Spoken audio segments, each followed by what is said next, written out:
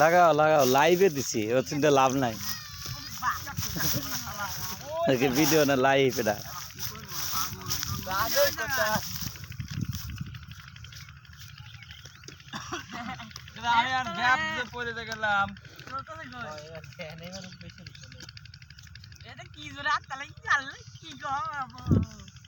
এই যে আমাদের এই ছেলেটা একটু শরম পায় তো এর জন্য একটু পিছিয়ে গেছে শরমেতে পিছিয়ে গেছে ঠিক আছে সমস্যা নাই আর এই ছেলেটার শরম খুবই কম এর জন্য আগায় আসছে খুব দ্রুত হাত চলতেছে দেখেন এটা হলো বাংলার ঐতিহ্য এবং দানাদার পেজ লাগানোর